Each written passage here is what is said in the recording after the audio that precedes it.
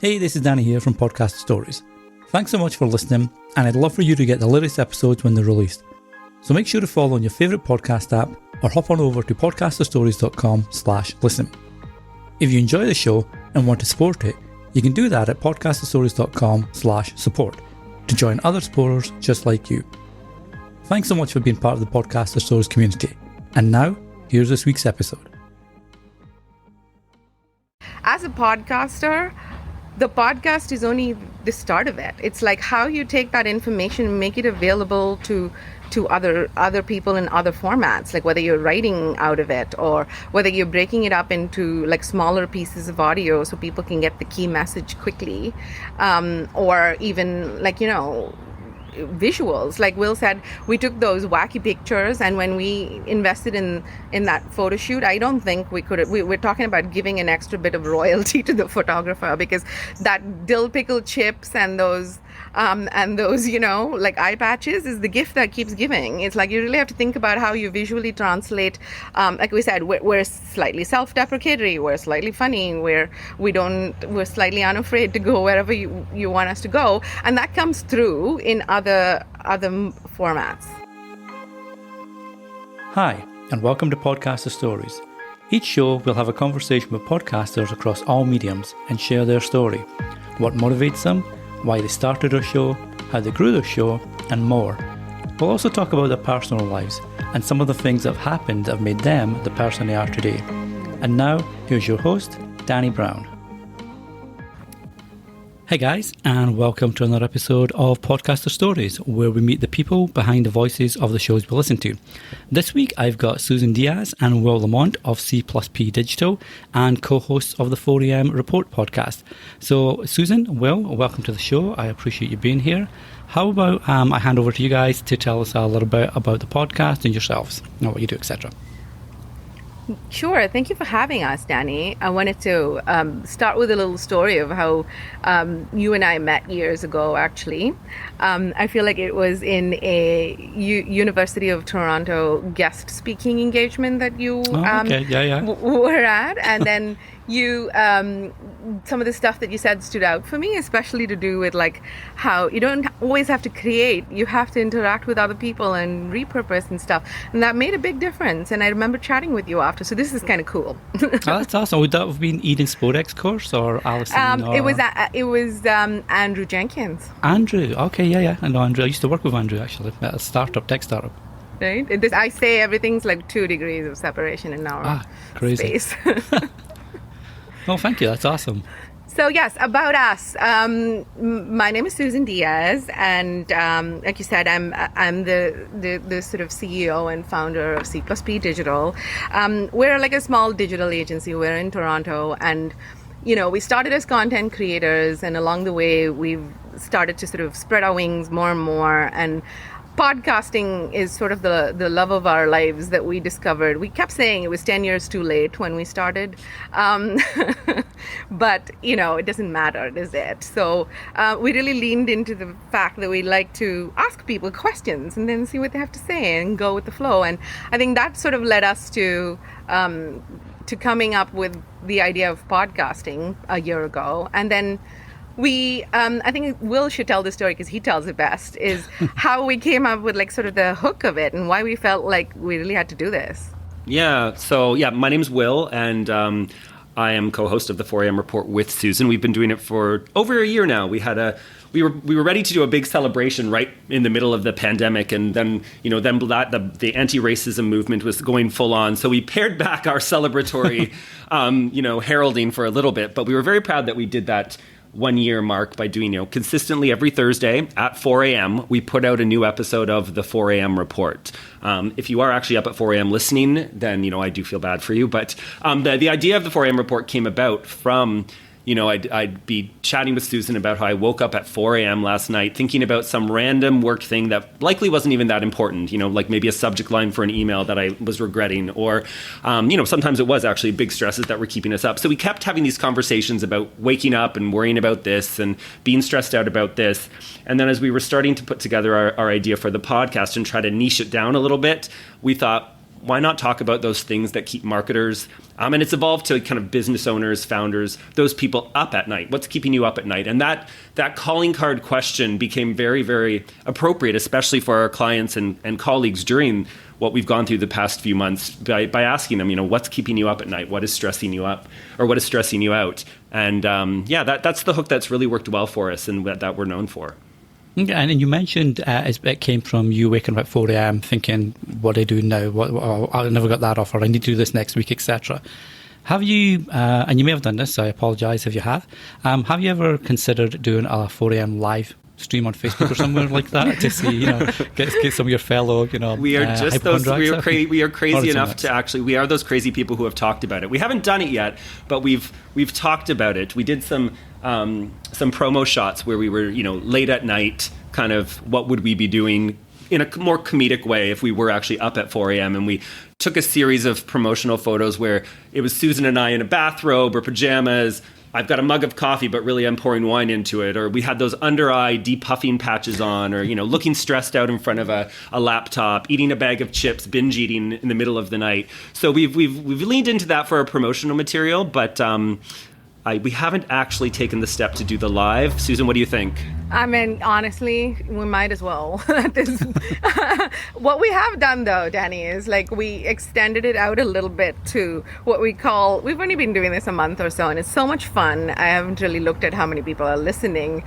We do what we call the 4 p.m. report after show, and it's on Thursdays at 4 p.m., and we drink while we do it, so we call it Thirsty Thursday.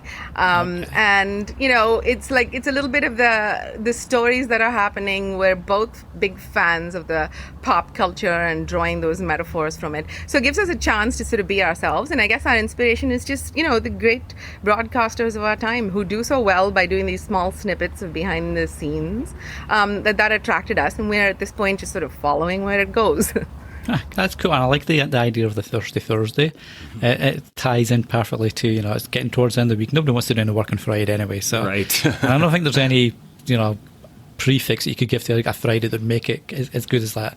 But that's cool. And how's that taken? I mean, you mentioned it's just recently started, but it's probably a little bit too early for analytics and stuff like that. But how have you found it yourselves from a production point of view and a content sharing point of view, and the uptake that you've heard, maybe some feedback from people on these extra bonus episodes? I think people are into it. When we first started it, it was intended to be an Instagram live property.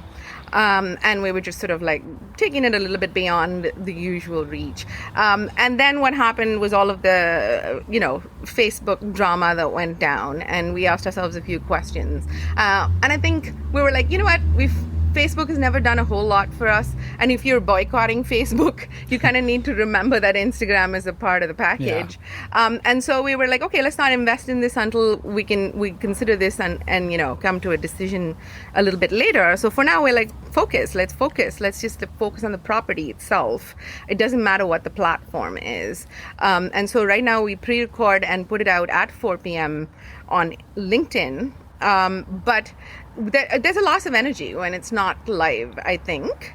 But what is cool is that, some people have resonated with, the Thirsty Thursday. It's come on, we all know what that means. Mm-hmm. So I think that's working. We've got more of the one-on-one conversations going from the existing network that thinks it's cool. I think it's a little early yet to be what's going to be the reach of it.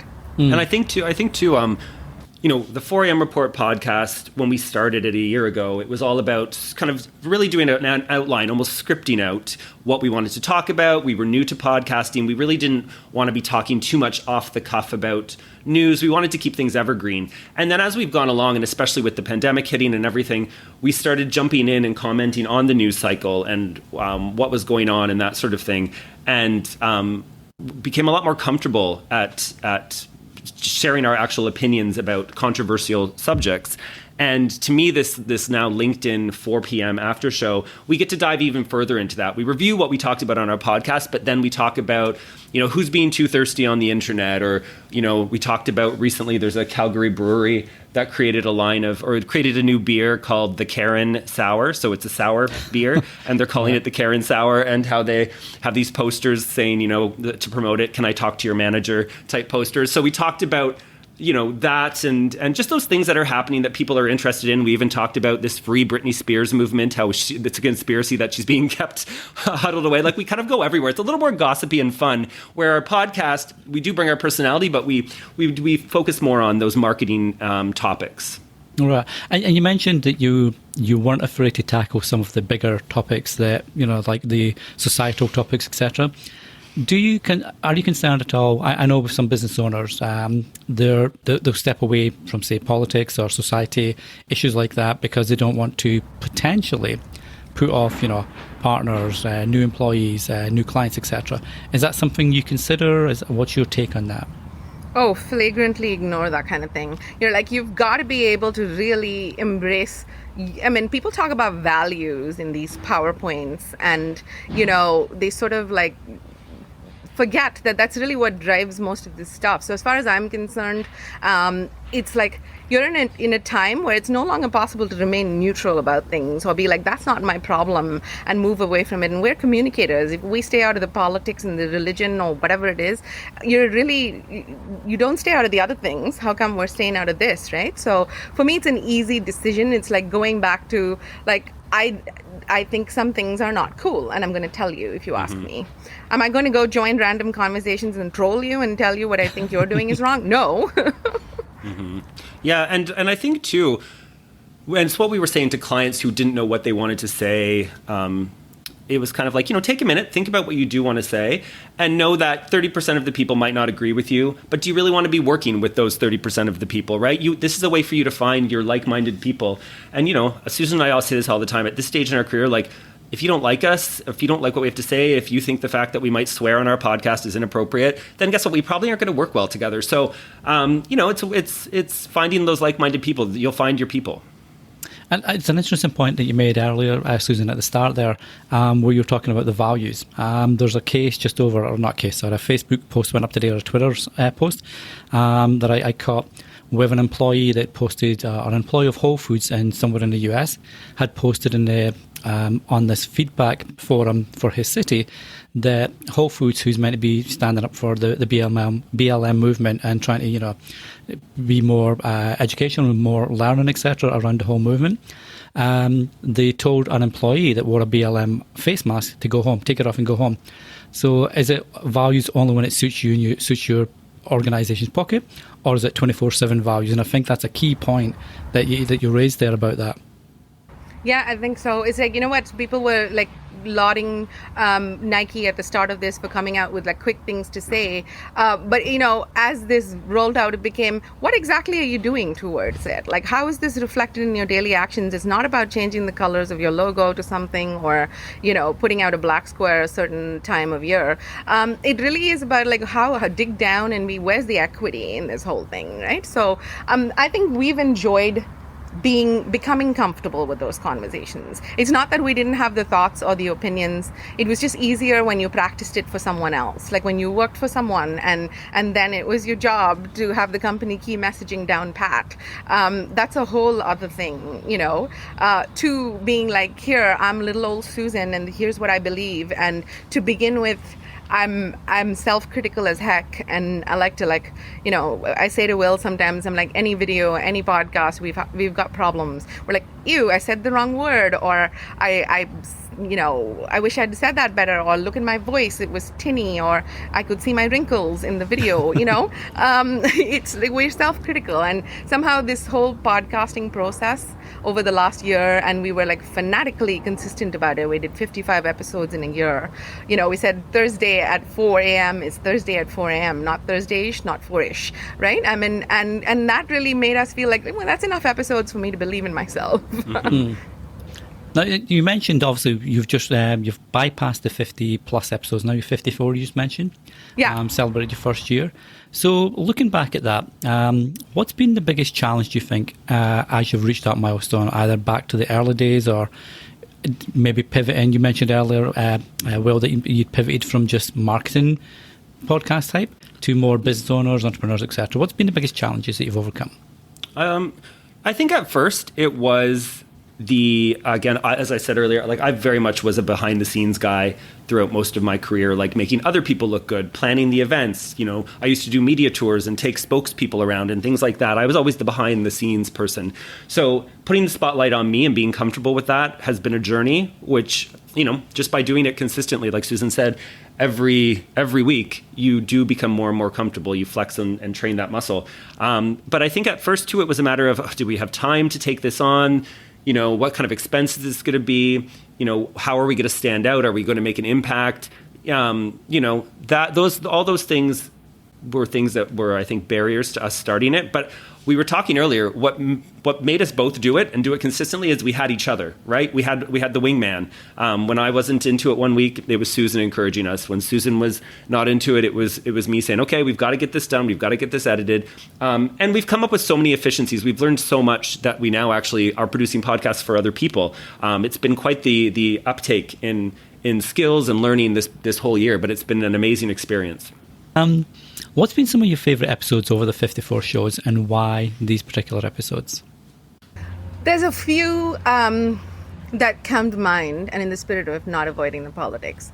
I think one of the bravest episodes that we did that stood out for me was at the time when the picture of Justin Trudeau in brown face made its circles, and I was like, Will asked me some questions, and I was like, I have answers to those questions. And then he's like, should we talk this out in the podcast? And our first instinct was, nope, never.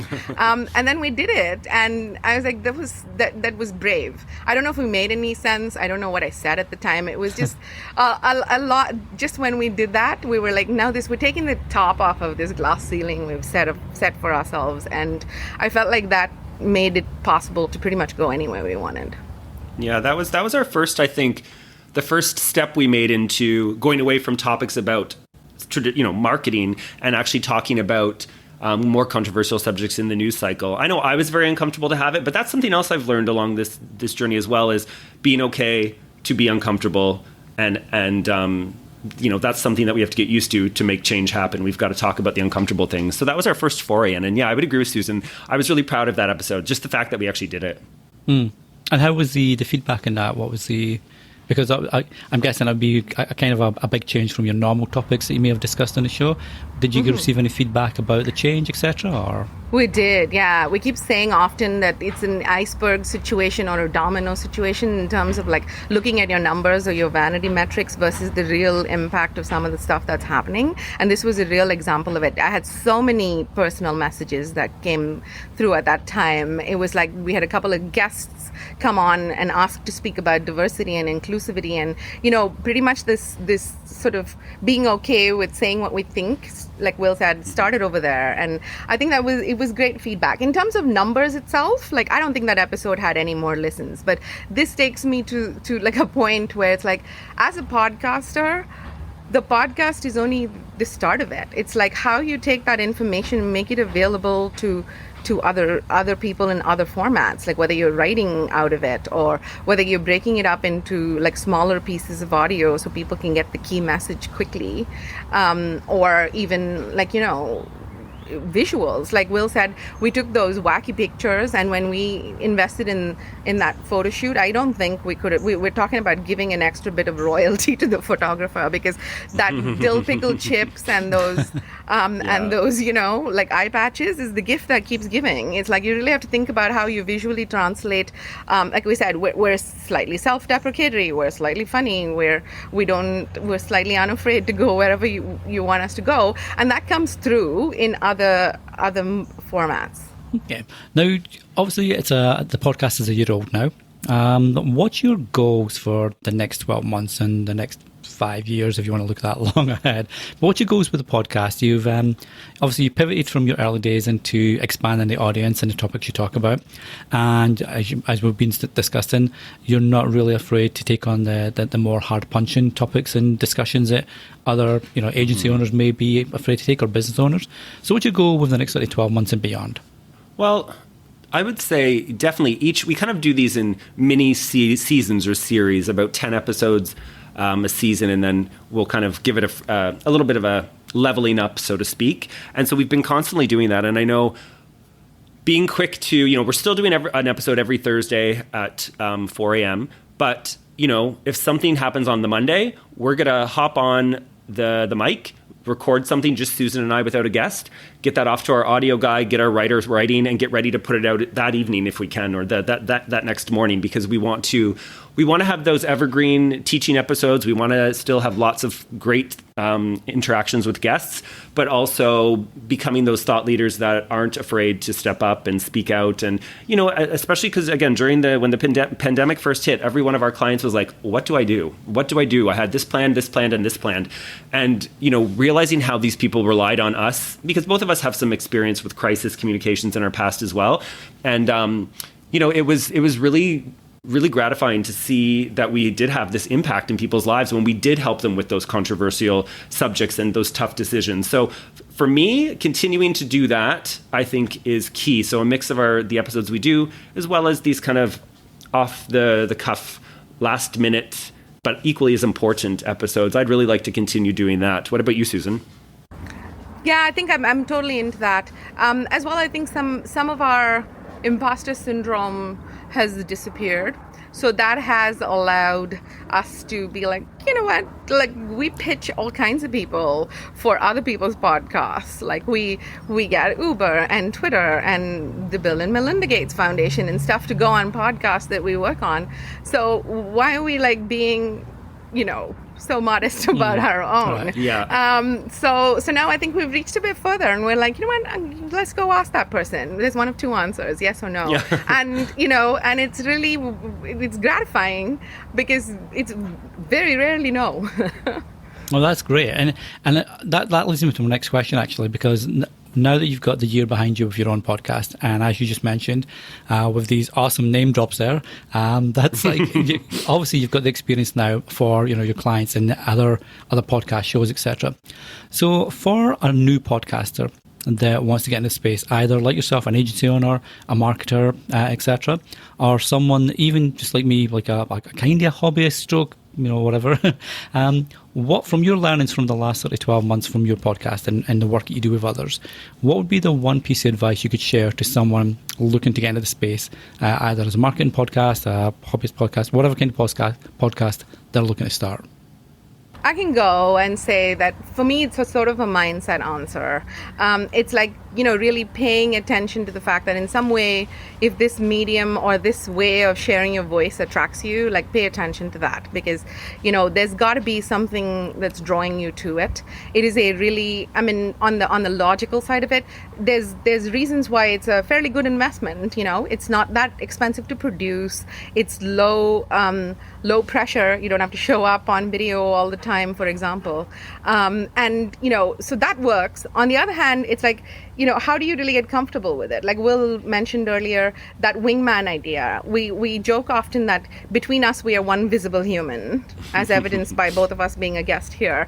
So sometimes that's what you need. We paid attention to it because I have a background in radio. Will has a background in like pitching people for media. So it's like a sort of a natural coming together of our abilities as well. And we're like, we do need something signature at this point to stand out from the noise of everything. We feel more comfortable with that being an editorial thing, if you will, rather than being like a go toot your own horn. So this helped, like to me, therefore, to new podcasters to be like, really think about what draws you there and why you're attracted to this, and then just find that person who helps you make it happen. And think about right now, when will we be doing in-person networking events? When will that all start up again? This is just a piece of infrastructure to help you continue to communicate and network. Like, again, having guests come on our podcast every week has been amazing at expanding our network, right? We get introduced to someone, they refer us to someone else, either, we get a guest through them, or maybe it leads to a new business opportunity. So even just inviting those interesting people, those guests, those, corporate leads and business owners onto our podcast have just opened up so many doors for us.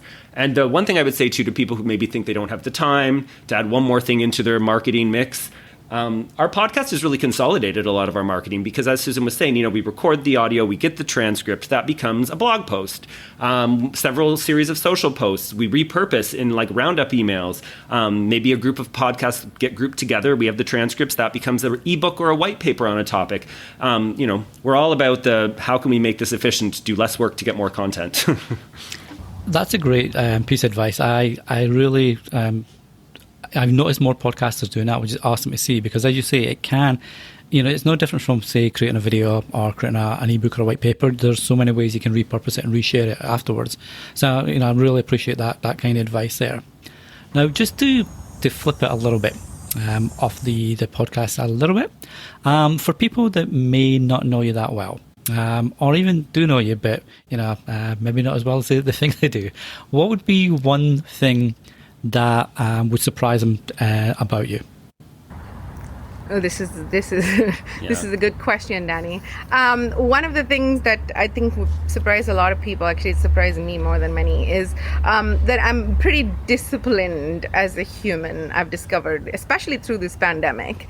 And then I was thinking back to like, what's making this happen? Because I always like to call myself not, I never stuck to it. But then 4 a.m. every week, like we said to the podcast, that shows you some things about yourself. And I realized that I was in the pre-army in India when I was in university, and I'm really good at following instructions. If someone gives me marching orders, I'll do it. Drop and give me 20 means do it. So it's interesting, like how I've seen this in the last little while, and people point it out to me now because I put away my phone and I won't look at it after a certain time. I'm like, dude, I'm disciplined apparently, and I'm into it. Wow. Yeah. Yeah. And then I would say, I was trying to think, because I knew you were going to ask a question like this, Danny. And at first I was going to try to appeal to your Scottish background and say I played the bagpipes as a kid in an attempt to win my Scottish father's approval, not being good at soccer. I turned to the bagpipes and I was like, watch me, Dad. Of course I was awful. I didn't practice. But another thing was I used to do these crazy cross-country media tours for clients. Back when traditional media was king, right? We'd go to those morning shows or the lifestyle TV shows to promote. I worked for Dairy Farmers of Canada they were one of our clients. And cheese, promoting Canadian cheese after this big event called the Canadian Cheese Grand Prix, like the Oscars of the Canadian cheese industry, you can imagine. And it's all the best, most smelly but delicious cheese in Canada that's produced. I would have to, because I was the behind-the-scenes guy who organized it all, I would bubble wrap, ice pack all of these expensive, awful-smelling cheeses in suitcases and wheel them through airports, get to hotels, have to unwrap, put them in fridges, then wrap them up, take them to studios. And I would do this every year. Once every year I'd have to do this. And I knew like I was going to have to throw out the clothes I wore for that whole media tour after. By the end of the media tour, I'd be rolling into a hotel, and cheese ripens, as it goes, the good cheese. I'd be rolling into a hotel and people are giving me the most awful looks like, you stink. And I'd have to say, I called ahead. I'm the guy with the cheese. So it was a running joke with my friends. And it was all about getting the job done, right? That was my job. No job was too big or small. I was the guy who transported the cheese. So that's one thing. I think that people usually enjoy hearing that little weird story. Like I once had the suitcase was too full, heavy of cheese. So I had to take some cheese out in the airport when I was checking and put it in my personal backpack. Then that went through the security scan. And I saw the woman stopping it and looking, and I was like, it's a wheel of Gouda. Trust me, it's a wheel of Gouda. And they took it out and swabbed it in front of everyone to make sure it wasn't containing explosives.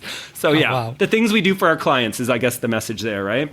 Now, are you still a fan of cheese today, or does that put you off cheese? You know what? For After traveling with the best of the best cheese, all I wanted was that crappy orange Crackle Barrel cheddar.